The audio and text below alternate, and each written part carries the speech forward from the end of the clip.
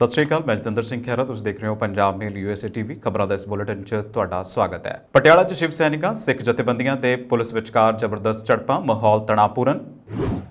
ਪੰਜਾਬ 'ਚ ਬਿਜਲੀ ਦਾ ਗੰਭੀਰ ਸੰਕਟ, ਕਿਸਾਨਾਂ ਨੇ ਘੇਰਿਆ ਬਿਜਲੀ ਮੰਤਰੀ ਦਾ ਘਰ। ਪਾਸਪੋਰਟ ਧਾਰਕ ਬਣੇ ਪਿੰਗਲਵਾੜਾ ਦੇ ਸੋਹਣਾ ਮੋਣਾ ਇੰਗਲੈਂਡ ਦੀ ਫੇਰੀ ਤੇ ਜਾਣਗੇ। ਸਿੱਖ ਦੰਗਿਆਂ ਦੇ ਦੋਸ਼ੀ ਸੱਜਣ ਕੁਮਾਰ ਨੂੰ ਜ਼ਮਾਨਤ ਮਿਲਣੀ, ਦਿੱਲੀ ਕਮੇਟੀ ਦੀ ਨਲਾਇਕੀ। ਨਵਜੋਤ ਸਿੰਘ ਸਿੱਧੂ ਨੂੰ ਸਰਹੱਦੀ ਕਿਸਾਨਾਂ ਨੂੰ 2018 ਤੋਂ ਬੰਦ ਪਿਆ ਮੁਆਵਜ਼ਾ ਦੇਣ ਦੀ ਚੁੱਕੀ ਮੰਗ। ਸੜਕਾਂ ਕੰਢੇ ਲੱਗਣ ਵਾਲੀਆਂ ਰੇਹੜੀਆਂ ਨੂੰ ਲੈ ਕੇ ਜਾਰੀ ਕੀਤੇ ਸੀਐਮ ਭਗਵੰਤ ਮਾਨ ਨੇ ਵੱਡੇ ਹੁਕਮ। ਤੇ ਹੁਣ ਖਬਰਾਂ ਵਿਸਤਾਰ ਦੇ ਨਾਲ।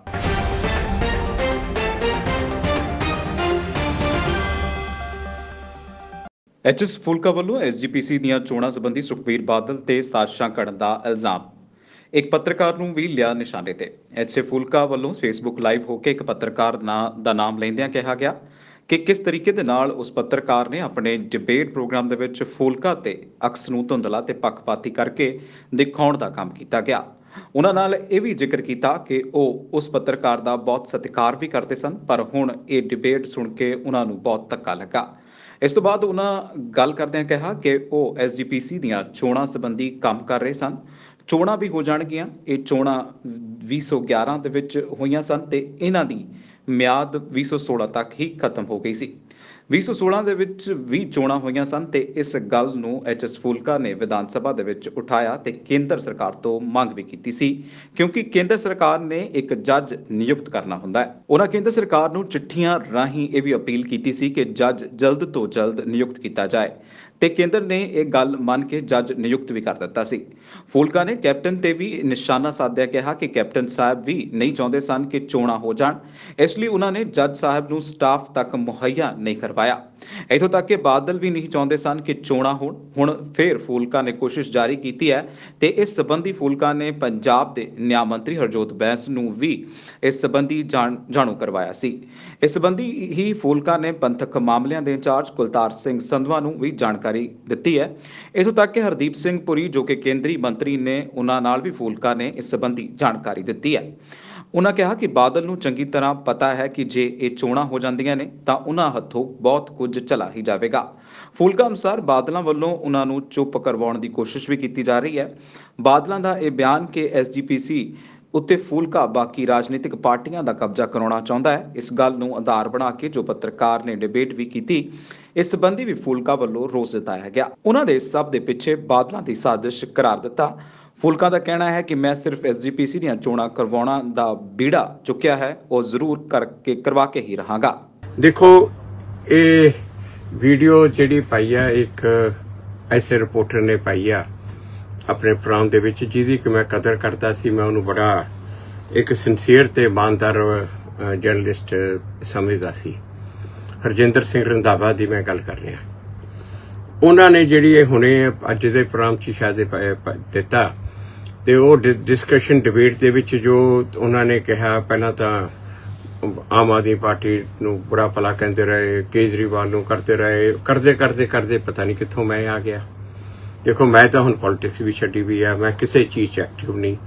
ਮੈਂ ਤਾਂ ਕਦੇ ਵੀ, ਤੁਸੀਂ ਦੇਖਿਆ ਮੇਰਾ ਖਿਆਲ ਬਹੁਤ ਹੀ ਕਿਸੇ ਬਲਕਿ ਪੋਲੀਟੀਕਲ ਇਵੈਂਟ ਦੇ ਵਿੱਚ ਕਿੰਨੇ ਸਾਲਾਂ ਤੋਂ ਮੈਂ ਆਇਆ ਤੱਕ ਨਹੀਂ। ਤੇ ਉੱਥੋਂ ਆ ਕੇ ਮੇਰੇ ਬਾਰੇ ਉਹਨਾਂ ਨੇ ਜੋ ਗੱਲਾਂ ਕਹੀਆਂ ਕਿ ਜੀ ਮੈਂ ਤਾਂ ਜਿਵੇਂ ਕਿ ਗੁਰਦੁਆਰਿਆਂ ਦੇ ਉੱਤੇ ਕਿਸੇ ਪੋਲੀਟੀਕਲ ਪਾਰਟੀ ਦੇ ਕਬਜ਼ੇ ਵਾਸਤੇ ਕੰਮ ਕਰੂੰਗਾ। ਇਹ ਹੁਣ ਮਤਲਬ ਕਿ ਇਹ ਸੁਖਬੀਰ ਬਾਦਲ ਤੇ ਬਾਦਲ ਕਿਆਂ ਨੂੰ ਚੰਗੀ ਤਰ੍ਹਾਂ ਪਤਾ ਕਿ ਇਹ ਜਿਹੜੀਆਂ ਸਾਰੀਆਂ ਚੀਜ਼ਾਂ ਜੇਕਰ ਇਹਨਾਂ ਨੂੰ ਪਰਸਿਊ ਮਤਲਬ ਕਿ ਮੈਂ ਹੀ ਕਰ ਸਕਦਾ, ਤੇ ਕੱਲ ਨੂੰ ਜੇਕਰ ਇਲੈਕਸ਼ਨ ਹੋ ਗਏ ਤੇ ਆਪਸ ਚ ਜੇ ਉਹਨਾਂ ਨੂੰ ਇਕੱਠਿਆਂ ਨੂੰ ਬਿਠਾਣਾ, ਇਕੱਠਿਆਂ ਨੂੰ ਕਰਨਾ, ਉਹਦੇ ਚ ਵੀ ਮੇਰਾ ਰੋਲ ਕੁਛ ਨਾ ਕੁਛ ਹੋ ਸਕਦਾ। ਹੁਣ ਖਾਸ ਕਰਕੇ ਸੁਖਬੀਰ ਬਾਦਲ ਕੇ ਇਹ ਕਹੀ ਜਾਂਦੇ ਆ ਕਿ ਜੀ ਸੁਪਰੀਮ ਕੋਰਟ ਚ ਹਰਿਆਣਾ ਗੁਰਦੁਆਰਾ ਕਮੇਟੀ ਦਾ ਕੇਸ ਪੈਂਡਿੰਗ ਪਿਆ, ਜਿੰਦਰ ਉਹ ਨਹੀਂ ਖਤਮ ਹੁੰਦਾ ਤੇ ਐਚਜੀਪੀਸੀ ਦੇ ਇਲੈਕਸ਼ਨ ਹੋ ਹੀ ਨਹੀਂ ਸਕਦੇ। ਪਟਿਆਲਾ ਦੇ ਵਿੱਚ ਅੱਜ ਦੋ ਧਿਰਾਂ ਦਰਮਿਆਨ ਹੋਈ ਹਿੰਸਕ ਝੜਪ ਤੋਂ ਬਾਅਦ ਪ੍ਰਸ਼ਾਸਨ ਵੱਲੋਂ ਪਟਿਆਲਾ ਦੇ ਵਿੱਚ ਕਰਫਿਊ ਲਗਾ ਦਿੱਤਾ ਗਿਆ। ਇਹ ਕਰਫਿਊ ਅੱਜ ਸ਼ਾਮ 7 ਵਜੇ ਤੋਂ ਲੈ ਕੇ ਸਵੇਰ 6 ਵਜੇ ਤੱਕ ਜਾਰੀ ਰਹੇਗਾ। ਸ਼ਹਿਰ ਵਿੱਚ ਕਾਨੂੰਨ ਵਿਵਸਥਾ ਨੂੰ ਬਰਕਰਾਰ ਰੱਖਣ ਲਈ ਜ਼ਿਲ੍ਹਾ ਮੈਜਿਸਟ੍ਰੇਟ ਵੱਲੋਂ ਇਹ ਹੁਕਮ ਜਾਰੀ ਕੀਤੇ ਗਏ ਨੇ। ਸਰਕਾਰ ਅਤੇ ਪ੍ਰਸ਼ਾਸਨ ਨੇ ਲੋਕਾਂ ਨੂੰ ਸ਼ਾਂਤੀ ਬਣਾਈ ਰੱਖਣ ਅਤੇ ਕਰਫਿਊ ਦੇ ਵਿੱਚ ਸਹਿਯੋਗ ਕਰਨ ਦੀ ਅਪੀਲ ਕੀਤੀ ਹੈ। ਉਧਰ ਮੁੱਖ ਮੰਤਰੀ ਭਗਵੰਤ ਸਿੰਘ ਮਾਨ ਨੇ ਵੀ ਡੀਜੀਪੀ ਨਾਲ ਗੱਲਬਾਤ ਕਰਕੇ ਇਸ ਸਾਰੇ ਮਾਮਲੇ ਦੇ ਤਿੱਖੀ ਨਜ਼ਰ ਰੱਖਣ ਦੇ ਹੁਕਮ ਦਿੱਤੇ ਨੇ। ਮੁੱਖ ਮੰਤਰੀ ਨੇ ਸਾਫ਼ ਆਖਿਆ ਹੈ ਕਿ ਕਿਸੇ ਨੂੰ ਸੂਬੇ ਦੇ ਵਿੱਚ ਗੜਬੜੀ ਕਰਨ ਦੀ ਇਜਾਜ਼ਤ ਨਹੀਂ ਦਿੱਤੀ ਜਾ ਸਕਦੀ। ਪੰਜਾਬ ਦੀ ਸ਼ਾਂਤੀ ਅਤੇ ਸਦਭਾਵਨਾ ਸਭ ਤੋਂ ਮਹੱਤਵਪੂਰਨ ਹੈ। ਸ਼ਿਵ ਸੈਨਾ ਬਾਲ ਠਾਕਰੇ ਦੇ ਹਰੀਸ਼ ਸਿੰਗਲਾ ਵੱਲੋਂ ਅੱਜ ਖਾਲਿਸਤਾਨ ਵਿਰੋਧੀ ਮਾਰਚ ਕੱਢੇ ਜਾਣ ਦਾ ਐਲਾਨ ਕੀਤਾ ਗਿਆ ਸੀ, ਜਿਸ ਦਾ ਸਿੱਖ ਜਥੇਬੰਦੀਆਂ ਵੱਲੋਂ ਵਿਰੋਧ ਕੀਤਾ ਗਿਆ। ਇਸ ਨੂੰ ਲੈ ਕੇ ਸ਼ਹਿਰ ਦੇ ਵਿੱਚ ਸਥਿਤੀ ਤਣਾਅਪੂਰਨ ਪੈਦਾ ਹੋ ਗਿਆ। SP city Harpal Singh, DSP city 1 Ashok Kumar ਅਤੇ ਸਿਟੀ 2 ਮੋਹਿਤ ਅਗਰਵਾਲ ਅਤੇ ਡੀਐਸਪੀ ਨਾਭਾ ਰਾਜੇਸ਼ ਸ਼ਿਬਰ ਦੀ ਅਗਵਾਈ ਹੇਠ ਭਾਰੀ ਪੁਲਿਸ ਫੋਰਸ ਤੈਨਾਤ ਕੀਤੀ ਗਈ ਹੈ, ਜਿਸ ਤੋਂ ਬਾਅਦ ਦੋਵੇਂ ਹਿੰਦੂ ਸਿੱਖ ਜਥੇਬੰਦੀਆਂ ਆਮੋ ਸਾਹਮਣੇ ਹੋ ਗਈਆਂ ਅਤੇ ਦੋਵਾਂ ਵੱਲੋਂ ਇੱਕ ਦੂਜੇ ਤੇ ਪਥਰਾ ਕੀਤਾ ਗਿਆ। ਪੁਲਿਸ ਵੱਲੋਂ ਸਿੱਖ ਜਥੇਬੰਦੀਆਂ ਨੂੰ ਮਾਲ ਰੋਡ ਅਤੇ ਹਿੰਦੂ ਸਿੱਖ ਜਥੇਬੰਦੀਆਂ ਨੂੰ ਕਾਲੀ ਮਾਤਾ ਮੰਦਿਰ ਸਾਹਮਣੇ ਰੋਕ ਲਿਆ। ਇਸ ਦੌਰਾਨ ਮਾਹੌਲ ਹੋਰ ਵਿਗੜਦਾ ਦੇਖ ਪ੍ਰਦਰਸ਼ਨਕਾਰੀਆਂ ਨੂੰ ਤਿੱਤਰ-ਬਿੱਤਰ ਕਰਨ ਲਈ ਪੁਲਿਸ ਵੱਲੋਂ ਹਵਾਈ ਫਾਇਰ ਵੀ ਕੱਢੇ ਗਏ। ਬਿਊਰੋ ਰਿਪੋਰਟ, ਪੰਜਾਬ ਮੇਲ USA TV। ਸ਼ਿਵ ਸੈਨਾ ਬਾਲ ਠਾਕਰੇ ਤੇ ਹਰੀਸ਼ ਸਿੰਗਲਾ ਵੱਲੋਂ ਅੱਜ ਖਾਲਿਸਤਾਨ ਵਿਰੋਧੀ ਮਾਰਚ ਕੱਢੇ ਜਾਣ ਦਾ ਐਲਾਨ ਕੀਤਾ ਗਿਆ ਸੀ, ਜਿਸ ਦਾ ਸਿੱਖ ਜਥੇਬੰਦੀਆਂ ਵੱਲੋਂ ਵਿਰੋਧ ਕੀਤਾ ਗਿਆ। ਇਸ ਨੂੰ ਲੈ ਕੇ ਸ਼ਹਿਰ ਵਿੱਚ ਸਥਿਤੀ ਤਣਾਅਪੂਰਨ ਬਣੀ ਹੋਈ ਹੈ। SP city Harpal Singh, DSP city number 1 Ashok Kumar ਅਤੇ ਸਿਟੀ 2 ਮੋਹਿਤ ਅਗਰਵਾਲ ਅਤੇ ਡੀਐਸਪੀ ਨਾਭਾ ਰਾਜੇਸ਼ ਸ਼ਿਬਰ ਦੀ ਅਗਵਾਈ ਹੇਠ ਭਾਰੀ ਪੁਲਿਸ ਫੋਰਸ ਤੈਨਾਤ ਕੀਤੀ ਗਈ ਹੈ। ਹੁਣ ਤੱਕ ਦੀ ਮਿਲੀ ਜਾਣਕਾਰੀ ਮੁਤਾਬਕ ਦੋਵੇਂ ਹਿੰਦੂ ਸਿੱਖ ਜਥੇਬੰਦੀਆਂ ਆਮੋ ਸਾਹਮਣੇ ਹਨ ਅਤੇ ਦੋਵਾਂ ਵੱਲੋਂ ਇੱਕ ਦੂਜੇ ਤੇ ਪਥਰਾ ਕੀਤਾ ਜਾ ਰਿਹਾ। ਪੁਲਿਸ ਵੱਲੋਂ ਜਥੇਬੰਦੀਆਂ ਨੂੰ ਮਾਲ ਰੋਡ ਅਤੇ ਹਿੰਦੂ ਜਥੇਬੰਦੀਆਂ ਨੂੰ ਕਾਲੀ ਮਾਤਾ ਮੰਦਿਰ ਸਾਹਮਣੇ ਰੋਕਿਆ ਹੋਇਆ ਹੈ ਅਤੇ ਸਥਿਤੀ ਤੇ ਕਾਬੂ ਪਾਉਣ ਦੀ ਕੋਸ਼ਿਸ਼ ਕੀਤੀ ਜਾ ਰਹੀ ਹੈ। ਮਾਹੌਲ ਹੋਰ ਵਿਗੜਦਾ ਦੇਖ ਪ੍ਰਦਰਸ਼ਨਕਾਰੀਆਂ ਨੂੰ ਤਿੱਤਰ-ਬਿੱਤਰ ਕਰਨ ਦੀ ਪੁਲਿਸ ਵੱਲੋਂ ਹਵਾਈ ਫਾਇਰ ਵੀ ਕੀਤੇ ਗਏ ਨੇ। ਹਾਸਲ ਜਾਣਕਾਰੀ ਮੁਤਾਬਕ ਪਟਿਆਲਾ ਦੇ ਵਿੱਚ ਹਿੰਦੂ ਸੰਗਠਨ ਸ਼ਿਵ ਸੈਨਾ ਬਾਲ ਠਾਕਰੇ ਵੱਲੋਂ ਖਾਲਿਸਤਾਨ ਪੱਖੀਆਂ ਦੇ ਵਿਰੁੱਧ ਪ੍ਰਦਰਸ਼ਨ ਕੀਤਾ ਜਾਣਾ ਸੀ। ਇਸ ਦਾ ਪਤਾ ਲੱਗਦਿਆਂ ਹੀ ਸਿੱਖ ਜਥੇਬੰਦੀਆਂ ਵੀ ਇਕੱਠੀਆਂ ਹੋ ਗਈਆਂ। ਪੁਲਿਸ ਵੱਲੋਂ ਸਿੱਖ ਜਥੇਬੰਦੀਆਂ ਨੂੰ ਰੋਕਿਆ ਗਿਆ। ਹਾਲਾਤ ਉਸ ਵੇਲੇ ਤਣਾਅਪੂਰਨ ਬਣੇ ਜਦੋਂ ਸਿੱਖ ਜਥੇਬੰਦੀਆਂ ਵੱਲੋਂ ਮਾਰਚ ਸ਼ੁਰੂ ਕਰ ਦਿੱਤਾ ਗਿਆ ਅਤੇ ਹਿੰਦੂ ਸੰਗਠਨਾਂ ਵੱਲੋਂ ਰੱਖੇ ਪ੍ਰਦਰਸ਼ਨ ਵੱਲ ਵਧਣ ਦੀ ਕੋਸ਼ਿਸ਼ ਕੀਤੀ ਗਈ। ਹੁਣ ਜਿਹੜੇ ਸਾਡੇ ਆੜਤੀਏ ਆ ਉਹ ਵੀ ਹਿੰਦੂ ਆ, ਸਾਡੇ ਜਿਹੜੇ ਕੁਝ ਸ਼ਹਿਰਾਂ ਦੇ ਵਿੱਚ ਦੁਕਾਨਦਾਰ ਆ ਉਹ ਵੀ ਹਿੰਦੂ ਭੈਣ ਭਰਾ ਸਾਡਾ ਉਹਨਾਂ ਨਾਲ ਅੱਜ ਤਾਈਂ ਕੋਈ ਝਗੜਾ ਨਹੀਂਗਾ, ਨਾ ਲੈਣ ਦੇਣ ਨੂੰ ਲੈ ਕੇ, ਨਾ ਕਿਸੇ ਹੋਰ ਗੱਲ ਨੂੰ, ਨਾ ਸਾਡੇ ਬਾਣੇ ਕਰਕੇ ਉਹਨਾਂ ਨੂੰ ਦੁੱਖ ਹੈ, ਨਾ ਉਹਨਾਂ ਦੇ ਟਿੱਕੇ ਲਾਏ ਕਰਕੇ, ਧੋਤੀ ਬੰਨੀ ਕਰਕੇ ਸਾਨੂੰ ਕੋਈ ਦੁੱਖ ਹੈ। ਆਪਦਾ ਕੋਈ ਕੁਛ ਕਰਨ, ਪਰ ਜੇ ਸਾਡੇ ਜ਼ਖਮਾਂ ਨੂੰ ਘਰੇਦਿਆ ਜਾਊਗਾ, ਉਹਨਾਂ ਤੇ ਨੂਣ ਭੁੱਕਿਆ ਜਾਊਗਾ, ਅਸੀਂ ਚੁੱਪ ਕਰਕੇ ਨਹੀਂ ਬਹਿਣਾ। ਅਸੀਂ ਘਰੋਂ ਕੱਢ ਕੇ ਵੀ ਕੁੱਟਣ ਜਾਣਦੇ ਆ, ਕੋਈ ਭੁਲੇਖਾ ਨਾ ਰੱਖੇ। TC ਦੇ ਵੇਰ ਬਾਅਦ ਚ ਉੜਦੇ ਹੀ ਫਿਰਦੇ ਹੁੰਦੇ ਆ। ਪੰਜਾਬ ਦੇ ਵੱਖ-ਵੱਖ ਸ਼ਹਿਰਾਂ 'ਚ 12 ਤੋਂ 16 ਘੰਟੇ ਦੇ ਅਣਐਲਾਨੇ ਬਿਜਲੀ ਕੱਟਾਂ ਕਾਰਨ ਲੋਕ ਗਰਮੀ ਤੋਂ ਅੱਕ ਰਹੇ ਨੇ। ਕਿਸਾਨ ਮਜ਼ਦੂਰ ਸੰਘਰਸ਼ ਕਮੇਟੀ ਨੇ ਗੁਰੂ ਨਗਰੀ ਵਿੱਚ ਅਣਐਲਾਨੇ ਬਿਜਲੀ ਕੱਟਾਂ ਖਿਲਾਫ ਬਿਜਲੀ ਮੰਤਰੀ ਹਰਭਜਨ ਸਿੰਘ ETO ਦੇ ਘਰ ਦੇ ਬਾਹਰ ਧਰਨਾ ਸ਼ੁਰੂ ਕਰ ਦਿੱਤਾ। ਧਰਨੇ ਦੀ ਅਗਵਾਈ ਕਿਸਾਨ ਆਗੂ ਸਰਵਣ ਸਿੰਘ ਚੰਦੇਲ ਨੇ ਤੇ ਗੁਰਬਚਨ ਸਿੰਘ ਚੱਬਾ ਕਰ ਰਹੇ ਨੇ।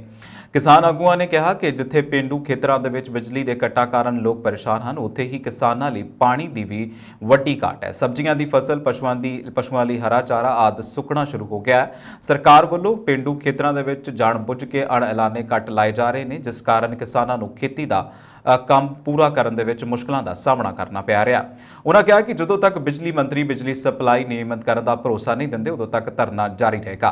ਸਰਵਣ ਸਿੰਘ ਪੰਧੇਰ ਕਿਸਾਨ ਮਜ਼ਦੂਰ ਸੰਘਰਸ਼ ਕਮੇਟੀ ਤੋਂ ਬੋਲਦਾ ਜੀ। ਅੱਜ ਅਸੀਂ ਗੋਲਡਨ ਗੇਟ ਅੰਮ੍ਰਿਤਸਰ ਖੜੇ ਹਾਂ। ਬਹੁਤ ਵੱਡਾ ਕਿਸਾਨਾਂ ਦਾ ਇਕੱਠ ਇੱਥੇ ਪਹੁੰਚ ਚੁੱਕਾ ਵਾ ਤੇ ਬਿਜਲੀ ਦਾ ਪੰਜਾਬ ਤੇ ਦੇਸ਼ ਪੱਧਰੀ ਸੰਕਟ ਆ। ਪੰਜਾਬ ਦੇ ਵਿੱਚ ਏਡਾ ਵੱਡਾ ਕ੍ਰਾਈਸਿਸ ਅਸੀਂ ਇਸ ਤੋਂ ਪਹਿਲਾਂ ਕਦੀ ਨਹੀਂ ਦੇਖਿਆ ਵੀ ਜਿਹੜੀ ਅਰਬਨ ਸਪਲਾਈ, ਜਿਹਨੂੰ ਘਰੇਲੂ ਘਰਾਂ ਦੇ ਕਹਿੰਦੇ ਆ, ਜਿੱਥੇ 14 ਘੰਟੇ ਕੱਟ ਲੱਗੇ ਹੋਣ ਤੇ ਖੇਤੀ ਮੋਟਰਾਂ ਦੇ ਫੀਡਰ ਤਾਂ ਚੱਲ ਹੀ ਨਹੀਂ ਰਹੇ। ਪਾਵਰਕਾਮ ਸ਼ਡਿਊਲ ਜਾਰੀ ਕਰਤਾ ਵੀ 8 ਘੰਟੇ ਬਿਜਲੀ ਸਪਲਾਈ ਦੇਣੀ ਆ, 6 ਘੰਟੇ ਨਾਲ ਦੀ ਨਾਲ ਪਾਵਰ ਕੱਟ ਆ ਜਾਂਦਾ ਵੀ ਪਾਵਰ ਕੱਟ ਆ। ਉਹਦੇ ਕਾਰਨ ਜਿਹੜੀਆਂ ਸਾਡੀਆਂ ਮੌਜੂਦਾ ਸਮੇਂ ਦੇ ਵਿੱਚ ਇਸ ਵੇਲੇ ਫਸਲਾਂ ਵਾ, ਚਾਹੇ ਸਬਜ਼ੀਆਂ ਵਾ, ਗੰਨਾ ਵਾ, ਮੱਕੀ ਆ, ਉਹ ਹਰਾ ਚਾਰਾ ਸੜ ਗਿਆ। ਗਾਂ ਜਿਹੜੀਆਂ ਪਨੀਰੀਆਂ ਲੈ ਕੇ ਲਾਉਣੀਆਂ, ਪਨੀਰੀਆਂ ਲਿਆਂਦੀਆਂ ਵੀ ਸੜ ਗਈਆਂ ਸਾਡੀਆਂ ਖੇਤਾਂ ਦੇ ਵਿੱਚ। ਇਹ ਤੋਂ ਗਾਂ ਝੋਨੇ ਦਾ ਸੀਜ਼ਨ ਆ ਗਿਆ ਵਾ, ਪਨੀਰੀ ਅਸੀਂ ਬੀਜਣੀ ਆ, ਉਹਦੇ ਵਾਸਤੇ ਕੋਈ ਬਿਜਲੀ ਨਹੀਂ ਹੈਗੀ। ਸੋ ਇਸ ਕਰਕੇ ਦੂਸਰਾ ਭਗਵੰਤ ਮਾਨ ਸਰਕਾਰ ਇਹ ਵਿਰੋਧੀ ਧਿਰਾਂ ਦੇ ਠੀਕਰਾ ਪਾਉਂਦੀ ਆ ਵੀ ਉਹਨਾਂ ਕਰਕੇ ਇਹ ਕ੍ਰਾਈਸਿਸ ਆਇਆ ਵਾ। ਚਾਹੇ ਵਿਰੋਧੀ ਧਿਰਾਂ ਮਾਨ ਸਰਕਾਰ ਤੇ ਠੀਕਰਾ ਭੰਨਣ। ਦੂਜੀ ਬੇਨਤੀ ਆ ਸਾਡੀ ਵੀ ਸਾਡਾ ਜਿਹੜਾ ਕਣਕ ਦਾ ਝਾੜ ਘੱਟ ਨਿਕਲਿਆ, ਅਸੀਂ ਪਹਿਲੋਂ ਖੁਦਕੁਸ਼ੀਆਂ ਕਰ ਰਹੇ ਹਾਂ। ਦੇਖੋ ਅਸੀਂ ਤਾਂ ਮਾਰੇ ਗਏ ਨਾ, ਤੁਸੀਂ ਇੱਕ ਦੂਜੇ ਦੇ ਤੁਹਮਤ ਕਰਦੇ ਰਹੋ। ਦੂਜਾ ਵੀ ਜਿਹੜੀਆਂ ਨਿੱਜੀਕਰਨ ਦੀਆਂ ਨੀਤੀਆਂ ਅਪਣਾਈਆਂ ਸਰਕਾਰ ਨੇ, ਉਹਦੇ ਤਹਿਤ ਜਿਵੇਂ ਬਠਿੰਡਾ ਥਰਮਲ ਪਲਾਂਟ ਵੇਚਿਆ, ਭਗਵੰਤ ਮਾਨ ਜੀ ਸਪਸ਼ਟ ਕਰਨ ਵੀ ਕੀ ਰੋਪੜ ਥਰਮਲ ਪਲਾਂਟ ਨਹੀਂ ਵਿਕੂਗਾ। ਲਹਿਰਾ ਮੁਹੱਬਤਾਂ ਨੂੰ ਬਚਾਉਣਗੇ ਕਿ ਜਨਤਕ ਖੇਤਰ ਰਾਹੀਂ ਬਿਜਲੀ ਪੈਦਾ ਕੀਤੀ ਜਾਊਗੀ। ਕਿ ਸਾਡੇ ਕੋਲ ਪਨ ਬਿਜਲੀ ਪ੍ਰੋਜੈਕਟ ਕਿਉਂ ਨਹੀਂ ਲਾਏ ਜਾਂਦੇ? ਪੰਜਾਬ ਆਪਣੇ ਪੱਧਰ ਤੇ ਲਾਵੇ ਤੇ ਬਿਜਲੀ ਦੇ ਖੇਤਰ ਵਿੱਚ ਆਤਮ ਨਿਰਭਰ ਹੋਵੇ। ਹੁਣ ਅਸੀਂ ਇੱਥੋਂ ਇਕੱਠੇ ਹੋ ਕੇ ਬਿਜਲੀ ਮੰਤਰੀ ਦੇ ਘਰ ਦਾ ਜਾ ਕੇ ਘਿਰਾਓ ਕਰਾਂਗੇ। ਇੱਕ ਜਿਸਮ ਦੋ ਜਾਨ ਸੋਹਣਾ ਮੋਹਣਾ ਪਾਸਪੋਰਟ ਧਾਰਕ ਬਣ ਗਏ ਨੇ। ਪਾਸਪੋਰਟ ਵਿਭਾਗ ਨੇ ਦੋਵਾਂ ਦੇ ਵੱਖ-ਵੱਖ ਪਾਸਪੋਰਟ ਜਾਰੀ ਕੀਤੇ ਨੇ। ਖਾਸ ਗੱਲ ਇਹ ਹੈ ਕਿ ਦੋਵਾਂ ਨੂੰ 2 ਘੰਟਿਆਂ ਦੇ ਅੰਦਰ ਪਾਸਪੋਰਟ ਜਾਰੀ ਕਰ ਦਿੱਤਾ ਗਿਆ। ਪਾਸਪੋਰਟ ਅਧਿਕਾਰੀ ਸ਼ਮਸ਼ੇਰ ਬਹਾਦਰ ਨੇ ਦੱਸਿਆ ਕਿ ਸੋਹਣਾ ਮੋਹਣਾ ਨੇ ਪਾਸਪੋਰਟ ਦੇ ਲਈ ਅਪਲਾਈ ਕੀਤਾ ਸੀ ਅਤੇ ਤਤਕਾਲ ਦੇ ਵਿੱਚ ਪਾਸਪੋਰਟ ਜਾਰੀ ਕੀਤੇ ਗਏ ਨੇ। ਸੋਹਣਾ ਮੋਹਣਾ ਪੰਜਾਬ ਪਾਵਰਕਾਮ ਦੇ ਵਿੱਚ ਨੌਕਰੀ ਹਾਸਲ ਕਰ ਚੁੱਕੇ ਨੇ। ਇਸ ਤੋਂ ਪਹਿਲਾਂ ਉਹਨਾਂ ਦਾ ਆਧਾਰ ਕਾਰਡ ਤੇ ਵੋਟਰ ਕਾਰਡ ਵੀ ਬਣਾਇਆ ਜਾ ਰਿਹਾ ਹੈ। ਦੋਵੇਂ ਹੀ ਇੰਗਲੈਂਡ ਦੀ ਸੈਰ ਕਰਨਾ ਚਾਹੁੰਦੇ ਨੇ। ਸਰੀਰਕ ਵਿਕਾਰਾਂ ਦੀ ਵਜ੍ਹਾ ਦੇ ਨਾਲ ਔਖੀਆਂ ਪਰਿਸਥਿਤੀਆਂ ਦਾ ਸਾਹਮਣਾ ਕਰਨ ਵਾਲੇ ਸੋਹਣਾ ਮੋਹਣਾ ਉਹਨਾਂ ਲੋਕਾਂ ਦੇ ਵਿੱਚ ਲਈ ਮਿਸਾਲ ਨੇ ਜੋ ਦਿਵਿਆਂਗ ਹੋਣ ਦੇ ਬਾਵਜੂਦ ਖੁਦ ਨੂੰ ਕਮਜ਼ੋਰ ਮਹਿਸੂਸ ਕਰਦੇ ਨੇ। 14 ਜੂਨ 2002 ਦੇ ਵਿੱਚ ਦਿੱਲੀ ਦੇ ਸੁਚੇਤ ਕ੍ਰਿਪਲਾਨੀ ਹਸਪਤਾਲ ਦੇ ਵਿੱਚ ਜਨਮੇ ਸੋਹਣਾ ਮੋਹਣਾ ਨੂੰ ਉਹਨਾਂ ਦੇ ਵਾਰਸਾਂ ਨੇ ਅਪਣਾਉਣ ਤੋਂ ਮਨਾ ਕਰ ਦਿੱਤਾ ਸੀ। ਡਾਕਟਰਾਂ ਨੇ ਕਿਹਾ ਸੀ ਕਿ ਇਹਨਾਂ ਨੂੰ ਵੱਖ-ਵੱਖ ਨਹੀਂ ਕੀਤਾ ਜਾ ਸਕਦਾ ਤੇ ਇਹ ਜ਼ਿਆਦਾ ਸਮਾਂ ਤੱਕ ਜਿੰਦਾ ਨਹੀਂ ਰਹਿਣਗੇ, ਪਰ ਸੋਹਣਾ ਮੋਹਣਾ ਨੇ ਹਰ ਸਥਿਤੀ ਦਾ ਡਟ ਕੇ ਸਾਹਮਣਾ ਕੀਤਾ। ਪਿੰਗਲਵਾੜੇ ਦੀ ਮੁੱਖ ਸੇਵਾਦਾਰ ਬੀਬੀ ਇੰਦਰਜੀਤ ਕੌਰ ਨੇ ਇਹਨਾਂ ਦੀ ਬਹੁਤ ਮਦਦ ਕੀਤੀ ਹੈ। 8/4/2022 ਨੂੰ ਛੋਨਾ ਸਿੰਘ ਔਰ ਮੋਨਾ ਸਿੰਘ ਇਹਨਾਂ ਦੇ ਪਾਸਪੋਰਟ ਅਪਲਾਈ ਕਰਨ ਲਈ ਸਾਨੂੰ ਇੱਕ ਰਿਕੁਐਸਟ ਆਈ ਸੀ ਪਿੰਗਲਵਾੜੇ ਤੋਂ, ਔਰ ਇਹ ਕੋਜੈਂਡਰ ਟਵਿੰਜ ਨੇ ਔਰ ਇਹ ਇੱਕ ਬਹੁਤ ਹੀ ਸਪੈਸ਼ਲ ਕੇਸ ਸੀ ਸਾਡੇ ਵਾਸਤੇ।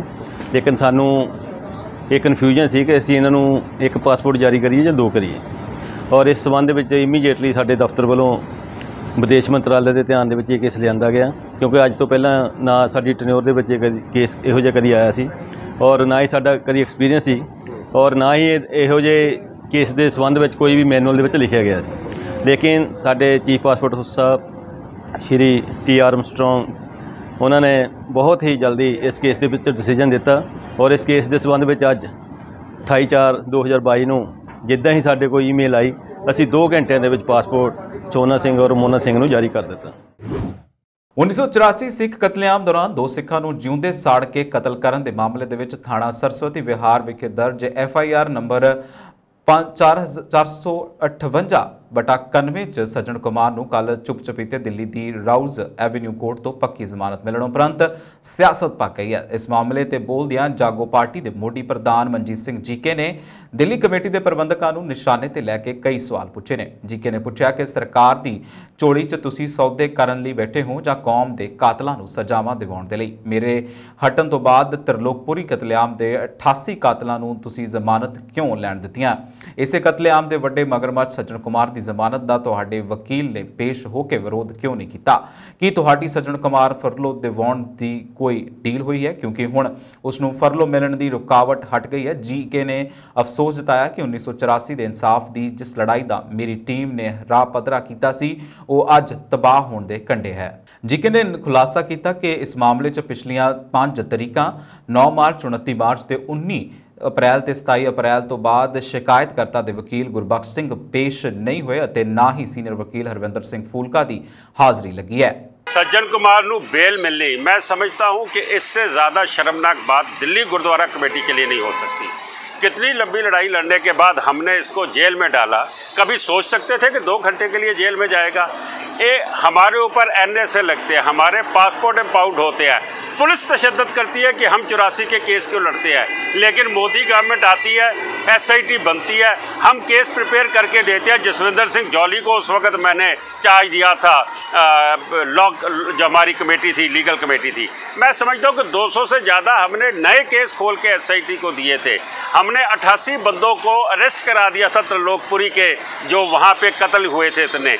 आज सरसा साहब, कालका जी, कालो साहब, मैं समझता हूँ कि इन्होंने 88 बंदे भी छुड़वा दिए। सज्जन कुमार जो सबसे बड़ा मगरमच्छ है उसको आपने छुड़वा दिया। सरसा जी आप तो कहते थे मैं कमलनाथ को अंदर करा दूंगा, आज सरकार की झोली में जाके बैठ गए तुम सारे। तुम कर क्या रहे हो? तुम ये 84 के केसों को खुद बुद्ध कर रहे हो, इसका जवाब आपको देना पड़ेगा।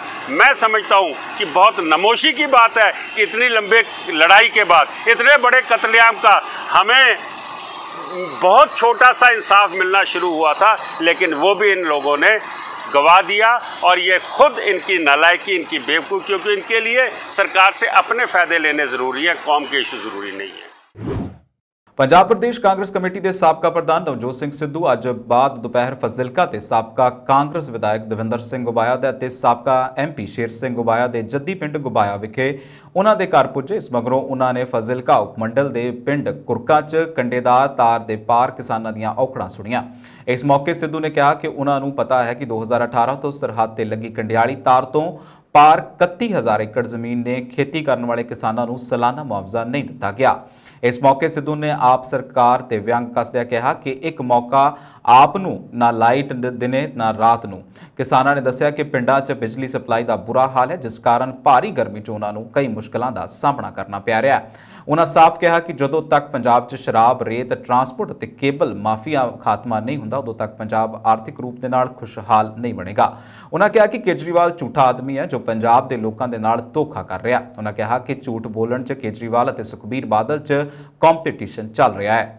6 ਚੀਜ਼ਾਂ ਨੇ ਜਿਹੜੀਆਂ ਅੱਜ ਸਰਕਾਰ ਕਰ ਸਕਦੀ ਹੈ। ਨੰਬਰ 1 ਸ਼ਰਾਬ, ਇਹਨਾਂ ਦੀ ਚੰਗੀ ਨੀਤੀ ਆਣੀ ਚਾਹੀਦੀ ਹੈ। ਇਹ GST ਤੋਂ ਪਰੇ ਨੇ, ਠੀਕ ਹੈ ਜੀ। ਨੰਬਰ 2 ਸੈਂਡ, ਕੇਜਰੀਵਾਲ ਸਾਹਿਬ ਤਾਂ ਝੂਠੇ ਨੇ, ਸੁਖਬੀਰ ਨਾਲ ਕੰਪੀਟੀਸ਼ਨ ਹੈ ਉਹਨਾਂ ਦਾ, ਠੀਕ ਹੈ ਕਿ ਨਹੀਂ। ਉਹ ਤੇ ਇੰਨੇ ਝੂਠੇ ਨੇ, ਉਹ ਕਹਿੰਦਾ 20,000 ਕਰੋੜ ਰੇਤੇ ਚੋਂ ਕੱਢਾਂਗੇ। ਜਦ ਤੱਕ ਠੇਕੇਦਾਰੀ ਸਿਸਟਮ ਹੈ ਨਾ 20,000 ਕਰੋੜ ਕੀ 200 ਕਰੋੜ ਨਹੀਂ ਨਿਕਲਦਾ, ਠੀਕ ਹੈ। ਇਹ ਚੀਜ਼ਾਂ GST ਤੋਂ ਬਾਹਰ ਨੇ, ਇਹਨਾਂ ਚੋਂ ਪੈਸੇ ਨਿਕਲ ਸਕਦੇ ਆ, ਰੇਤੇ ਚੋਂ, ਸ਼ਰਾਬ ਚੋਂ, ਟਰਾਂਸਪੋਰਟ ਚੋਂ ਤੇ ਕੇਬਲ ਚੋਂ। ਅੱਜ ਕਿਤੇ ਛਾਪਾ ਛੁਪਾ ਮਾਰਿਆ, ਮੈਂ ਤਾਰੀਫ ਕਰਦਾ। ਉਦੋਂ ਬਾਅਦ ਜ਼ਮੀਨਾਂ ਕਬਜ਼ੇ 'ਚ ਨੇ, ਬੜੇ ਬੜੇ ਧਨਾਟਾਂ ਨੇ ਜ਼ਮੀਨਾਂ ਕਬਜ਼ੇ 'ਚ ਕੀਤੀਆਂ ਹੋਈਆਂ ਨੇ। ਬੜੀਆਂ ਸਟੇਟਮੈਂਟਾਂ ਸੁਣੀਆਂ, ਮੈਨੂੰ ਬੜੀ ਖੁਸ਼ੀ ਹੈ। ਅਸੀਂ ਤੇ ਜਿਹੜੇ ਚੀਫ ਮਿਨਿਸਟਰ ਨੂੰ ਦੇ ਕੇ ਆਏ ਸੀ ਰਿਪੋਰਟ ਬਣਾਈ, ਕਿ ਮੈਂ ਸੀ ਚੇਅਰਮੈਨ ਸਬ ਕਮੇਟੀ ਦਾ, ਮੈਂ ਜਿਹੜੇ ਚੀਫ ਮਿਨਿਸਟਰ ਨੂੰ ਦੇ ਕੇ ਉਹਦੀ ਆਪਦੀ ਦੱਬੀ ਹੋਈ ਸੀ, ਤੇ ਉਹਨੇ ਕਾਰਵਾਈ ਕਰਨੀ ਸੀ। ਕਰੋ ਕਾਰਵਾਈ ਠੋਕ ਕੇ, ਅਸੀਂ ਨਾਲ ਖੜੇ ਹਾਂ। ਫਿਰ ਜਿਹੜੀ ਹੈ ਟੈਕਸ ਕੰਪਲਾਇੰਸ, ਸਹੂਲਤਾਂ ਦਿੱਤੀਆਂ ਨਹੀਂ ਤੇ ਟੈਕਸ ਕਿੱਥੋਂ ਦੇਣੇ ਆ ਲੋਕਾਂ ਨੇ, ਲੇਕਿਨ ਫਿਰ ਵੀ ਕਈ ਟੈਕਸ ਨਹੀਂ ਦਿੱਤੇ ਹੁੰਦੇ, ਉਹਨਾਂ ਤੋਂ ਪੈਸੇ ਜਨਰੇਟ ਹੋ ਸਕਦੇ। ਜੇ ਉਹ ਪੈਸੇ ਅੱਜ ਸਾਡੇ ਕੋਲ ਹੋਣ, ਮੁਲਾਜ਼ਮ ਵੀ ਪੱਕੇ ਹੁੰਦੇ ਆ, ਨੌਕਰੀਆਂ ਵੀ ਦਿੱਤੀਆਂ ਜਾਂਦੀਆਂ, ਕਿਸਾਨ ਨੂੰ ਕੰਪਨਸੇਸ਼ਨ ਵੀ ਦਿੱਤੀ ਜਾਊ। ਤੇ ਆ ਜਿਹੜਾ 2018 ਤੋਂ ਜਿਹੜੀ 10,000 ਰੁਪਏ ਕੰਪਨਸੇਸ਼ਨ ਉਹਨਾਂ ਕਿਸਾਨਾਂ ਨੂੰ ਜਿਨ੍ਹਾਂ ਦੀ ਜ਼ਮੀਨ ਤਾਰਾਂ ਪਾਰ ਆ, ਦੇਖੋ। ਪੰਜਾਬ 'ਚ ਆਮ ਆਦਮੀ ਪਾਰਟੀ ਦੀ ਸਰਕਾਰ ਪੂਰੀ ਐਕਸ਼ਨ ਮੋਡ 'ਚ ਦਿਸ ਰਹੀ ਹੈ। ਭਗਵੰਤ ਮਾਨ ਦੀ ਸਰਕਾਰ ਨੇ ਜਗਾੜੂ ਰੇਹੜੀਆਂ ਤੋਂ ਬਾਅਦ ਹੁਣ ਸੜਕਾਂ ਕੰਢੇ ਲੱਗਣ ਵਾਲੀਆਂ ਰੇਹੜੀਆਂ ਨੂੰ ਲੈ ਕੇ ਆਦੇਸ਼ ਜਾਰੀ ਕੀਤੇ ਨੇ। ਸਰਕਾਰ ਵੱਲੋਂ ਸੜਕਾਂ ਤੇ ਕੰਢੇ ਲੱਗਣ ਵਾਲੀਆਂ ਰੇਹੜੀਆਂ ਨੂੰ ਹਟਾਉਣ ਦੇ ਆਦੇਸ਼ ਦਿੱਤੇ ਗਏ ਨੇ। ਸਰਕਾਰ ਨੇ ਹੁਕਮ ਜਾਰੀ ਕਰਦੇ ਹੋਏ ਰੇਹੜੀਆਂ ਨੂੰ ਤੁਰੰਤ ਪ੍ਰਭਾਵ ਦੇ ਨਾਲ ਹਟਾਉਣ ਦੇ ਲਈ ਕਿਹਾ। ਇਸ ਦੇ ਨਾਲ ਹੀ ਸੰਬੰਧਿਤ ਮਹਿਕਮੇ ਨੂੰ ਇੱਕ ਪੱਤਰ ਜਾਰੀ ਕੀਤਾ ਗਿਆ ਤੇ ਤੁਰੰਤ ਪ੍ਰਭਾਵ ਦੇ ਨਾਲ ਇਸ ਨੂੰ ਲਾਗੂ ਕਰਨ ਦੀ ਹਦਾਇਤ ਕੀਤੀ ਗਈ ਹੈ। ਜਾਰੀ ਕੀਤੇ ਗਏ ਪੱਤਰ 'ਚ ਸਾਫ਼ ਤੌਰ ਤੇ ਕਿਹਾ ਗਿਆ ਹੈ ਕਿ ਜਿਨ੍ਹਾਂ ਨੇ ਵੀ ਸੜਕਾਂ ਤੇ ਨਜਾਇਜ਼ ਕਬਜ਼ੇ ਕਰਕੇ ਰੇਹੜੀਆਂ ਫੜੀਆਂ ਲਗਾਈਆਂ ਹੋਈਆਂ ਨੇ, ਉਹਨਾਂ ਨੂੰ ਹਟਾਉਣ ਲਈ ਤੁਰੰਤ ਕਾਰਵਾਈ ਕੀਤੀ ਜਾਵੇ। ਪੰਜਾਬ ਸਰਕਾਰ ਵੱਲੋਂ ਡਿਪਟੀ ਕਮਿਸ਼ਨਰਾਂ, ਨਗਰ ਪੰਚਾਇਤਾਂ ਅਤੇ ਪੰਚਾਇਤਾਂ ਨੂੰ ਪੱਤਰ ਜਾਰੀ ਕੀਤਾ ਗਿਆ ਹੈ। ਪ੍ਰਸ਼ਾਸਨ ਸੜਕਾਂ ਕੰਢੇ ਲੱਗੀਆਂ ਰੇਹੜੀਆਂ ਨੂੰ ਜਲਦੀ ਹਟਾਏਗਾ। ਪੰਜਾਬ 'ਚ ਲਗਾਤਾਰ ਵਧ ਰਹੀ ਗਰਮੀ ਕਾਰਨ ਮੌਸਮ ਵਿਭਾਗ ਵੱਲੋਂ ਯੈਲੋ ਅਲਰਟ ਜਾਰੀ ਕਰ ਦਿੱਤਾ ਗਿਆ। ਮੌਸਮ ਵਿਭਾਗ ਦੇ ਮਾਹਿਰਾਂ ਨੇ ਦੱਸਿਆ ਹੈ ਕਿ ਸੂਬੇ 'ਚ ਆਉਣ ਵਾਲੇ ਦਿਨਾਂ ਦੌਰਾਨ ਗਰਮੀ ਹੋਰ ਵਧੇਗੀ। ਵਿਭਾਗ ਵੱਲੋਂ ਚੇਤਾਵਨੀ ਜਾਰੀ ਕੀਤੀ ਗਈ ਹੈ ਕਿ ਆਉਣ ਵਾਲੇ 4-5 ਦਿਨਾਂ ਦੇ ਵਿੱਚ ਗਰਮੀ ਦਾ ਕਹਿਰ ਪਹਿਲਾਂ ਤੋਂ ਜ਼ਿਆਦਾ ਵੇਖਣ ਨੂੰ ਮਿਲੇਗਾ। ਮੌਸਮ ਵਿਭਾਗ ਚੰਡੀਗੜ੍ਹ ਦੇ ਪ੍ਰਭਾਰੀ ਡਾਕਟਰ ਮਨਮੋਹਨ ਸਿੰਘ ਨੇ ਦੱਸਿਆ ਕਿ ਜਿਹੜੇ ਸ਼ਹਿਰ ਜਾਂ ਇਲਾਕੇ ਰਾਜਸਥਾਨ ਦੇ ਨਾਲ ਲੱਗਦੇ ਨੇ, ਉਹਨਾਂ 'ਚ ਵੱਧ ਤੋਂ ਵੱਧ ਤਾਪਮਾਨ ਦਾ ਪਾਰਾ 45 ਡਿਗਰੀ ਸੈਲਸੀਅਸ ਜਾਂ ਫਿਰ ਇਸ ਤੋਂ ਵੱਧ ਵੀ ਦਰਜ ਕੀਤਾ ਜਾ ਸਕਦਾ ਹੈ। ਇਸ ਤੋਂ ਇਲਾਵਾ ਜਿਹੜੇ ਇਲਾਕੇ ਹਿਮਾਚਲ ਦੇ ਨਾਲ ਲੱਗਦੇ ਨੇ, ਉਹਨਾਂ ਦਾ ਤਾਪਮਾਨ ਪਾਰਾ 38 ਤੋਂ 40 ਡਿਗਰੀ ਦੇ ਸੈਲਸੀਅਸ ਵਿਚਕਾਰ ਰਹਿ ਸਕਦਾ ਹੈ। ਮੌਸਮ ਵਿਭਾਗ ਵੱਲੋਂ ਲੋਕਾਂ ਨੂੰ ਗਰਮੀ ਦੇ ਮੱਦੇਨਜ਼ਰ ਖੁਦ ਨੂੰ ਬਚਾ ਕੇ ਰੱਖਣ ਦੀ ਸਲਾਹ ਦਿੱਤੀ ਗਈ ਹੈ। ਵਿਭਾਗ ਵੱਲੋਂ ਕਿਹਾ ਗਿਆ ਕਿ ਗਰਮੀ ਤੋਂ ਬਚਣ ਦੇ ਲਈ ਪਾਣੀ ਦਾ ਜ਼ਿਆਦਾ ਇਸਤੇਮਾਲ ਕੀਤਾ ਜਾਵੇ ਅਤੇ ਦੁਪਹਿਰ 12 ਵਜੇ ਤੋਂ ਲੈ ਕੇ ਸ਼ਾਮ 4 ਵਜੇ ਤੱਕ ਬਿਨਾਂ ਜ਼ਰੂਰੀ ਕੰਮ ਤੇ ਘਰੋਂ ਬਾਹਰ ਨਾ ਨਿਕਲਿਆ ਜਾਵੇ। ਭਾਰਤ ਪਾਕਿਸਤਾਨ ਦੀ ਸਰਹੱਦ ਤੇ ਬੀਤੀ ਰਾਤ ਲਗਭਗ 12:15 ਤੇ BSF ਦੀ ਬਟਾਲੀਅਨ 71 ਕਰਮੀਆਂ ਨੇ ਭਾਰਤ ਤੋਂ ਪਾਕਿਸਤਾਨ ਵੱਲ ਜਾਣ ਵਾਲੀ ਭਾਰਤ ਪਾਕ ਸੀਮਾ ਤੇ BP ਨੰਬਰ 135/16 BPO ਮੀਰਾ ਬਾਬਾ PS ਖਾਲੜਾ ਦੇ ਕੋਲ ਸ਼ੱਕੀ ਚੀਜ਼ ਉੱਡਣ ਦੀ ਆਵਾਜ਼ ਸੁਣਾਈ ਦਿੱਤੀ। ਇਸ ਤੇ BSF ਦੇ ਜਵਾਨਾਂ ਨੇ ਤੁਰੰਤ ਕਾਰਵਾਈ ਕਰਦੇ ਹੋਏ ਉਸ ਸ਼ੱਕੀ ਵਸਤੂ ਵੱਲ 6 ਰਾਉਂਡ ਫਾਇਰ ਕੀਤੇ, ਜਿਸ ਤੋਂ ਬਾਅਦ ਸਬੰਧ ਵਿੱਚ 71 ਬਟਾਲੀਅਨ BSF ਭਿੱਖੀਵਿੰਡ ਦੇ ਅਧਿਕਾਰੀਆਂ ਵੱਲੋਂ ਸਵੇਰੇ ਤਲਾਸ਼ੀ ਅਭਿਆਨ ਸ਼ੁਰੂ ਕੀਤਾ ਗਿਆ। ਤਲਾਸ਼ੀ ਅਭਿਆਨ ਦੌਰਾਨ BSF ਦੇ ਜਵਾਨਾਂ ਅਤੇ ਅਧਿਕਾਰੀਆਂ ਨੂੰ ਕਿਸੇ ਕਿਸਮ ਦੀ ਕੋਈ ਸ਼ੱਕੀ ਵਸਤੂ ਬਰਾਮਦ ਨਹੀਂ ਹੋਈ। ਜ਼ਿਕਰਯੋਗ ਹੈ ਕਿ ਆਏ ਦਿਨ ਡਰੋਨ ਦੀਆਂ ਘਟਨਾਵਾਂ ਵੱਧਦੀਆਂ ਜਾ ਰਹੀਆਂ ਨੇ, ਜਿਸ ਦੇ ਚਲਦਿਆਂ ਭਾਰਤ ਸਰਕਾਰ ਨੂੰ ਇਸ ਨੂੰ ਰੋਕਣ ਦੇ ਲਈ ਸਖਤ ਕਦਮ ਚੁੱਕਣੇ ਚਾਹੀਦੇ ਨੇ। ਥਾਣਾ ਬਾਘਾ ਪੁਰਾਣਾ ਅਧੀਨ ਪਿੰਡ ਰੋਡੇ ਦੇ ਵਿੱਚ ਅੰਮ੍ਰਿਤਧਾਰੀ ਵਿਅਕਤੀ ਜੇਲ੍ਹਾਂ ਦੇ ਵਿੱਚ ਸਜ਼ਾ ਕੱਟ ਚੁੱਕੇ ਬੰਦੀ ਸਿੰਘਾਂ ਦੀ ਰਿਹਾਈ ਜਗਤਾਰ ਸਿੰਘ ਹਵਾਰਾ ਨੂੰ ਪੰਜਾਬ ਦੀ ਜੇਲ੍ਹ ਵਿੱਚ ਤਬਦੀਲ ਕਰਨ ਅਤੇ ਸੂਬੇ 'ਚ ਧਾਰਮਿਕ ਗ੍ਰੰਥਾਂ ਦੀਆਂ ਬੇਅਦਬੀਆਂ ਰੋਕਣ ਲਈ ਕਾਨੂੰਨ ਦੀ ਮੰਗ ਨੂੰ ਲੈ ਕੇ ਟਾਵਰ ਉੱਤੇ ਚੜ੍ਹ ਗਿਆ ਹੈ। ਵੇਰਵਿਆਂ ਅਨੁਸਾਰ ਬਲਵਿੰਦਰ ਸਿੰਘ ਪਿੰਡ ਕੋਕਰੀ ਫੂਲਾ ਸਿੰਘ ਦਾ ਰਹਿਣ ਵਾਲਾ ਹੈ ਤੇ ਪਿੰਡ ਰੋਡੇ ਉਸ ਦਾ ਨਾਨਕਾ ਪਿੰਡ ਹੈ। ਉਹ ਅੱਜ ਤੜਕੇ 5 ਵਜੇ ਪਿੰਡ ਰੋਡੇ ਵਿਖੇ ਰਿਲਾਇੰਸ ਮੋਬਾਈਲ ਟਾਵਰ ਉੱਤੇ ਚੜ੍ਹ ਗਿਆ।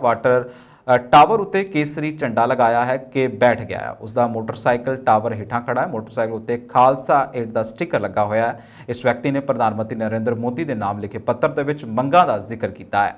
ਇਸ ਤੋਂ ਅੱਗੇ ਬਾਪੂ ਸੂਰਜ ਸਿੰਘ ਦੀ ਘਰ ਵਾਪਸੀ ਬਾਰੇ ਵੀ ਕਿਹਾ ਗਿਆ ਹੈ। ਪੰਜਾਬ ਵਿਧਾਨ ਸਭਾ ਦੇ ਸਪੀਕਰ ਕੁਲਤਾਰ ਸਿੰਘ ਸੰਧਵਾ ਨੇ ਕਾਂਗਰਸ ਦੇ ਪਿਛਲੇ 5 ਸਾਲਾਂ ਕਾਰਜਕਾਲ ਦੌਰਾਨ ਵਿਧਾਨ ਸਭਾ 'ਚ ਹੋਈਆਂ ਭਰਤੀਆਂ ਦੀ ਜਾਂਚ ਕਰਾਉਣ ਦੇ ਹੁਕਮ ਦਿੱਤੇ ਨੇ। ਸਪੀਕਰ ਨੇ ਕਿਹਾ ਕਿ ਪਿਛਲੇ ਸਮੇਂ ਦੌਰਾਨ ਵਿਧਾਨ ਸਭਾ ਵਿੱਚ ਜਿੰਨੀਆਂ ਵੀ ਭਰਤੀਆਂ ਹੋਈਆਂ ਨੇ ਉਹਨਾਂ ਦੀ ਜਾਂਚ ਕਰਵਾਈ ਜਾਵੇ। ਸ੍ਰੀ ਸੰਧਵਾ ਦੇ ਇਸ ਐਲਾਨ ਤੋਂ ਬਾਅਦ ਸਿਆਸੀ ਹਲਕਿਆਂ ਦੇ ਵਿੱਚ ਹਲਚਲ ਮਚ ਗਈ ਹੈ ਕਿਉਂਕਿ ਵਿਧਾਨ ਸਭਾ ਦੇ ਸਪੀਕਰ ਨੂੰ ਜੋ ਸ਼ਿਕਾਇਤ ਮਿਲੀ ਸੀ ਉਸ ਵਿਚਕਾਰ ਕਾਂਗਰਸ ਦੇ ਰਾਜ ਸਭਾ ਸਪੀਕਰ ਰਾਣਾ KP ਸਿੰਘ, ਸਾਬਕਾ ਡਿਪਟੀ ਸਪੀਕਰ ਅਜਾਇਬ ਸਿੰਘ ਭੱਟੀ, ਸਾਬਕਾ ਵਿੱਤ ਮੰਤਰੀ ਮਨਪ੍ਰੀਤ ਸਿੰਘ ਬਾਦਲ ਦੀਆਂ ਸਿਫਾਰਿਸ਼ਾਂ ਤੇ ਭਰਤੀਆਂ ਹੋਣ ਅਤੇ ਨਿਯਮਾਂ ਨੂੰ ਨਜ਼ਰਅੰਦਾਜ਼ ਕਰਨ ਦੇ ਦੋਸ਼ ਲੱਗੇ ਨੇ। ਮਹੱਤਵਪੂਰਨ ਤੱਥ ਇਹ ਹੈ ਕਿ ਵਿਧਾਨ ਸਭਾ ਵਿੱਚ ਕੀਤੀ ਜਾਂਦੀ ਭਰਤੀ ਦੇ ਮਾਮਲੇ ਤੇ ਸਿਆਸੀ ਗਲਿਆਰਿਆਂ ਦੇ ਵਿੱਚ ਚਰਚਾ ਤਾਂ ਕਈ ਵਾਰ ਹੋਈ ਹੈ, ਪਰ ਸਪੀਕਰ ਦੇ ਪੱਧਰ ਤੇ ਜਾਂਚ ਕਰਵਾਉਣ ਦਾ ਐਲਾਨ ਪਹਿਲੀ ਵਾਰੀ ਕੀਤਾ ਗਿਆ। ਪੰਜਾਬ ਦੇ ਖਨਨ ਤੇ ਕਾਨੂੰਨ ਮੰਤਰੀ ਹਰਜੋਤ ਸਿੰਘ ਬੈਂਸ ਵੱਲੋਂ ਪਿਛਲੇ ਦਿਨਾਂ ਦੌਰਾਨ ਇਹ ਮਾਮਲਾ ਜਨਤਕ ਕੀਤਾ ਗਿਆ ਸੀ। ਮੰਤਰੀ ਨੇ ਦਾਅਵਾ ਕੀਤਾ ਸੀ ਕਿ ਵਿਧਾਨ ਸਭਾ ਦੇ ਵਿੱਚ ਸਾਲ 2017 ਤੋਂ 22 ਵਿਚਾਲੇ 5 ਸਾਲਾਂ ਦੌਰਾਨ 170 ਦੇ ਕਰੀਬ ਵਿਅਕਤੀਆਂ ਨੂੰ ਨੌਕਰੀਆਂ ਦਿੱਤੀਆਂ ਗਈਆਂ ਨੇ ਤੇ ਇਹਨਾਂ ਭਰਤੀਆਂ ਦੌਰਾਨ ਰਾਖਵਾਂਕਰਨ ਤੇ ਹੋਰ ਨਿਯਮਾਂ ਨੂੰ ਨਜ਼ਰਅੰਦਾਜ਼ ਕਰਕੇ ਮਹਿਜ਼ ਸਿਫਾਰਿਸ਼ਾਂ ਹੀ ਦੇਖੀਆਂ ਗਈਆਂ ਨੇ। ਸੱਤਾਧਾਰੀ ਧਿਰ ਦੇ ਕਈ ਆਗੂਆਂ ਨੇ ਇਹ ਵੀ ਦਾਅਵਾ ਕੀਤਾ ਕਿ ਇਹਨਾਂ ਭਰਤੀਆਂ ਵਿੱਚ ਕਈ ਵਿਅਕਤੀ ਸਾਬਕਾ ਮੰਤਰੀਆਂ ਅਤੇ ਹੋਰਨਾਂ ਰਸੂਖਦਾਰਾਂ ਦੇ ਘਰਾਂ ਦੇ ਵਿੱਚ ਹੀ ਕੰਮ ਕਰਦੇ ਨੇ ਅਤੇ ਇਹਨਾਂ ਨੂੰ ਵਿਧਾਨ ਸਭਾ 'ਚ ਸਰਕਾਰੀ ਨੌਕਰੀਆਂ ਦੇ ਦਿੱਤੀਆਂ ਗਈਆਂ ਨੇ। ਵਿਧਾਨ ਸਭਾ 'ਚ ਭਰਤੀਆਂ ਸੰਬੰਧੀ ਜੋ ਅੰਕੜਾ ਜਨਤਕ ਕੀਤਾ ਗਿਆ ਉਸ ਮੁਤਾਬਕ ਇਸ ਅਰਸੇ ਦੌਰਾਨ ਕਲਰਕ, ਸਹਾਇਕ ਕਲਰਕ, ਚੌਕੀਦਾਰ, ਚਪੜਾਸੀ, ਸਫਾਈ ਸੇਵਕ, ਰਿਪੋਰਟਰ, ਸਹਾਇਕ ਲਾਇਬ੍ਰੇਰੀਅਨ, ਸਹਾਇਕ program data entry operator, copy holder, ਕਾਨੂੰਨ ਅਫਸਰ ਅਤੇ ਜੂਨੀਅਰ ਟਰਾਂਸਲੇਟ ਆਦਿ ਅਸਾਮੀਆਂ ਭਰਤੀਆਂ ਕੀਤੀਆਂ ਗਈਆਂ ਨੇ। ਹਾਕਮ ਧਿਰ ਨੇ ਇਹ ਵੀ ਦੋਸ਼ ਲਗਾਇਆ ਕਿ ਵਿਧਾਨ ਸਭਾ 'ਚ ਭਰਤੀ ਦੌਰਾਨ ਹਿਮਾਚਲ ਪ੍ਰਦੇਸ਼ ਤੋਂ ਹੋਰਨਾਂ ਸੂਬਿਆਂ ਨਾਲ ਸੰਬੰਧਿਤ ਵਿਅਕਤੀਆਂ ਨੂੰ ਵੀ ਭਰਤੀ ਕੀਤਾ ਗਿਆ ਜਿਸ ਨਾਲ ਪੰਜਾਬੀਆਂ ਦਾ ਹੱਕ ਮਾਰਿਆ ਗਿਆ ਹੈ। ਹਰਜੋਤ ਬੈਂਸ ਨੇ ਦੋਸ਼ ਲਾਇਆ ਕਿ ਭਰਤੀ ਕਰਨ ਲਈ ਨਿਯਮਾਂ ਨੂੰ ਨੁਕਰੇ ਰੱਖ ਕੇ ਇੱਕ ਅਪਾਇੰਟਮੈਂਟ ਸੈੱਲ ਬਣਾਇਆ ਗਿਆ ਅਤੇ ਉਸ ਅਧੀਨ ਇੱਕ ਕਮੇਟੀ ਬਣਾਈ ਗਈ ਹੈ। ਇਸ ਕਮੇਟੀ ਦੇ ਵਿੱਚ ਉਹਨਾਂ ਲੋਕਾਂ ਨੂੰ ਹੀ ਸ਼ਾਮਲ ਕੀਤਾ ਗਿਆ ਜਿਨ੍ਹਾਂ ਕਾਂਗਰਸ ਦੇ ਪ੍ਰਭਾਵ ਹੇਠ ਕਾਰਜ ਕੀਤੇ ਅਤੇ ਨਿਯੁਕਤੀ ਪੱਤਰਾਂ ਤੇ ਹਸਤਾਖਰ ਕੀਤੇ ਨੇ। ਇੰਨਾ ਹੀ ਨਹੀਂ, ਹਸਤਾਖਰ ਕਰਨ ਵਾਲੇ ਕਮੇਟੀ ਮੈਂਬਰਾਂ ਨੂੰ ਅਵਾਰਡ ਦੇਣ ਦੇ ਲਈ ਉਹਨਾਂ ਦੇ ਬੱਚਿਆਂ ਨੂੰ ਵੀ ਸੈੱਟ ਕੀਤਾ ਗਿਆ। ਅਮਰੀਕਾ ਦੇ ਰਾਸ਼ਟਰਪਤੀ ਜੋ ਬਾਈਡਨ ਅਗਲੇ ਮਹੀਨੇ ਦੱਖਣੀ ਕੋਰੀਆ ਤੇ ਜਾਪਾਨ ਜਾਣਗੇ। ਉਹ ਟੋਕੀਓ 'ਚ ਕੁਆਡ ਸਿਖਰ ਸੰਮੇਲਨ 'ਚ ਵੀ ਹਿੱਸਾ ਲੈਣਗੇ ਤੇ ਪ੍ਰਧਾਨ ਮੰਤਰੀ ਨਰਿੰਦਰ ਮੋਦੀ ਦੇ ਨਾਲ ਵੀ ਮੁਲਾਕਾਤ ਕਰਨਗੇ। ਵਾਈਟ ਹਾਊਸ ਨੇ ਇਹ ਜਾਣਕਾਰੀ ਦਿੱਤੀ ਹੈ। ਬਾਈਡਨ 20 ਤੋਂ 24 ਮਈ ਵਿਚਾਲੇ ਦੱਖਣੀ ਕੋਰੀਆ ਤੇ ਜਾਪਾਨ ਦੀ ਯਾਤਰਾ ਕਰਨਗੇ। ਵਾਈਟ ਹਾਊਸ ਦੀ ਪ੍ਰੈਸ ਸਕੱਤਰ ਜੇਨ ਸਾਕੀ ਨੇ ਦੱਸਿਆ ਕਿ ਇਹ ਯਾਤਰਾ ਮੁਕਤ ਤੇ ਖੁੱਲ੍ਹੇ ਹਿੰਦ ਪ੍ਰਸ਼ਾਂਤ ਦੇ ਲਈ ਬਾਈਡਨ ਹੈਰਿਸ ਪ੍ਰਸ਼ਾਸਨ ਦੀ ਪ੍ਰਤੀਬੱਧਤਾ ਨੂੰ ਹੋਰ ਦ੍ਰਿੜ ਕਰੇਗੀ। ਜੋ ਬਾਈਡਨ ਇਸ ਦੌਰਾਨ ਦੱਖਣੀ ਕੋਰੀਆ ਦੇ ਰਾਸ਼ਟਰਪਤੀ ਯੂ ਸੰਕ ਯੂਅਲ ਤੇ ਜਾਪਾਨ ਦੇ ਪ੍ਰਧਾਨ ਮੰਤਰੀ ਕਸ਼ੀਦੋ ਫੁਮੀਆ ਨਾਲ ਵੀ ਮੀਟਿੰਗ ਕਰਨਗੇ। ਟੋਕੀਓ 'ਚ ਰਾਸ਼ਟਰਪਤੀ ਕੁਆਡ ਦੇ ਆਗੂਆਂ ਨਾਲ ਵੀ ਮੁਲਾਕਾਤ ਕਰਨਗੇ। ਅਮਰੀਕਾ ਨੇ ਕੋਲੋਰਾਡੋ ਰਾਜ ਵਿੱਚ ਇੱਕ ਵਿਅਕਤੀ ਵਿੱਚ H5 ਯਾਨੀ ਕਿ ਬਰਡ ਫਲੂ ਦੇ ਪਹਿਲੇ ਮਨੁੱਖੀ ਕੇਸ ਦੀ ਪੁਸ਼ਟੀ ਕੀਤੀ ਹੈ। ਰੋਗ ਨਿਯੰਤਰਣ ਅਤੇ ਰੋਕਥਾਮ ਕੇਂਦਰ ਯਾਨੀ ਕਿ CDC ਨੇ ਇਸ ਸੰਬੰਧੀ ਜਾਣਕਾਰੀ ਦਿੱਤੀ ਹੈ। ਸਮਾਚਾਰ ਏਜੰਸੀ ਸ਼ਿਨਹੁਆ ਨੇ ਵੀਰਵਾਰ ਨੂੰ CDC ਦੇ ਹਵਾਲੇ ਨਾਲ ਕਿਹਾ ਕਿ ਵਿਅਕਤੀ ਨੇ ਏਵੀਅਨ ਇਨਫਲੂਐਂਜ਼ਾ ਵਾਇਰਸ ਲਈ ਸਕਾਰਾਤਮਕ ਟੈਸਟ ਕੀਤਾ ਹੈ ਤੇ ਉਸ ਵਿੱਚ H1N1 ਬਰਡ ਫਲੂ ਹੋਣ ਦੀ ਸੰਭਾਵਨਾ ਦਾ ਅਨੁਮਾਨ ਲਗਾਇਆ ਗਿਆ। ਮਰੀਜ਼ ਨੇ ਕੁਝ ਦਿਨਾਂ ਲਈ ਥਕਾਵਟ ਨੂੰ ਇੱਕ ਲੱਛਣ ਵਜੋਂ ਦੱਸਿਆ। CDC ਨੇ ਅਨੁਸਾਰ ਮਰੀਜ਼ ਨੂੰ ਵੱਖਰਾ ਰੱਖਿਆ ਗਿਆ ਹੈ ਅਤੇ ਇਨਫਲੂਐਂਜ਼ਾ ਐਂਟੀਵਾਇਰਲ ਡਰੱਗ ਓਸੇਲਟਾਵੀਮੀਰ ਨਾਲ ਇਲਾਜ ਕੀਤਾ ਜਾ ਰਿਹਾ ਹੈ। ਸਿਹਤ ਏਜੰਸੀ ਨੇ ਕਿਹਾ ਕਿ ਇਹ ਕੇਸ ਆਮ ਲੋਕਾਂ ਨੂੰ ਲਈ ਮਨੁੱਖੀ जोखम मुलांकन ਨੂੰ नहीं बदलता जिसनों CDC घट समझदा है। CDC H5N1 वायरस ਦੇ ਨਾਲ ਸੰਕਰਮਿਤ ਪੰਛੀਆਂ ਦੇ ਸੰਪਰਕ ਦੇ ਵਿੱਚ ਆਉਣ ਵਾਲੇ ਲੋਕਾਂ ਵਿੱਚ ਬਿਮਾਰੀ ਦੀ ਨਿਗਰਾਨੀ ਕਰ ਰਿਹਾ ਹੈ ਕਿਉਂਕਿ 2021 ਦੇ ਅਖੀਰ ਤੋਂ ਜੰਗਲੀ ਪਸ਼ੂਆਂ ਅਤੇ ਪੋਲਟਰੀ ਦੇ ਵਿੱਚ ਇਹਨਾਂ ਪ੍ਰਕੋਪਾਂ ਦਾ ਪਤਾ ਲੱਗ ਗਿਆ ਸੀ। CDC ਦੇ ਅਨੁਸਾਰ ਹੁਣ ਤੱਕ 29 ਰਾਜਾਂ ਦੇ ਵਿੱਚ ਵਪਾਰਕ ਅਤੇ ਵਿਹੜੇ ਦੇ ਵਿੱਚ ਤੇ ਪੰਛੀਆਂ ਦੇ ਵਿੱਚ ਅਤੇ 34 ਰਾਜਾਂ ਦੇ ਵਿੱਚ ਜੰਗਲੀ ਪੰਛੀਆਂ ਦੇ ਵਿੱਚ H5N1 ਵਾਇਰਸ ਪਾਏ ਗਏ ਨੇ। ਏਜੰਸੀ ਨੇ H5N1 ਵਾਇਰਸ ਨਾਲ ਸੰਕਰਮਿਤ ਪੰਛੀਆਂ ਦੇ ਸੰਪਰਕ ਦੇ ਵਿੱਚ ਆਉਣ ਵਾਲੇ 25,000 ਤੋਂ ਵੱਧ ਲੋਕਾਂ ਦੀ ਸਿਹਤ ਦਾ ਪਤਾ ਲਗਾਇਆ ਤੇ ਇਹ ਹੁਣ ਤੱਕ ਇੱਕੋ ਇੱਕ ਮਨੁੱਖੀ ਕੇਸ ਹੈ ਜਿਹੜਾ ਕਿ ਪੋਜ਼ਿਟਿਵ ਆਇਆ ਹੈ। ਇਹ H1N1 ਵਾਇਰਸ ਦੇ ਇਸ ਵਿਸ਼ੇਸ਼ ਸਮੂਹ ਦੇ ਨਾਲ ਸੰਬੰਧਿਤ ਦੁਨੀਆ ਭਰ ਦੇ ਵਿੱਚ ਦੂਜਾ ਕੇਸ ਹੈ ਜੋ ਵਰਤਮਾਨ ਵਿੱਚ ਪ੍ਰਮੁੱਖ ਨੇ। ਦਸੰਬਰ 2021 ਦੇ ਵਿੱਚ ਬ੍ਰਿਟੇਨ ਦੇ ਵਿੱਚ ਪਹਿਲਾ ਮਾਮਲਾ ਸਾਹਮਣੇ ਆਇਆ ਸੀ। ਅਮਰੀਕੀ ਰਾਸ਼ਟਰਪਤੀ ਜੋ ਬਾਈਡਨ ਰੂਸ ਦੀ ਫੌਜੀ ਕਾਰਵਾਈ ਦਾ ਸਾਹਮਣਾ ਕਰ ਰਹੇ ਯੂਕਰੇਨ ਦੀ ਮਦਦ ਕਰਨ ਲਈ ਕਾਂਗਰਸ ਨੂੰ ਵਾਧੂ $33 ਅਰਬ ਮਨਜ਼ੂਰ ਕਰਨ ਨੂੰ ਕਹਿਣਗੇ।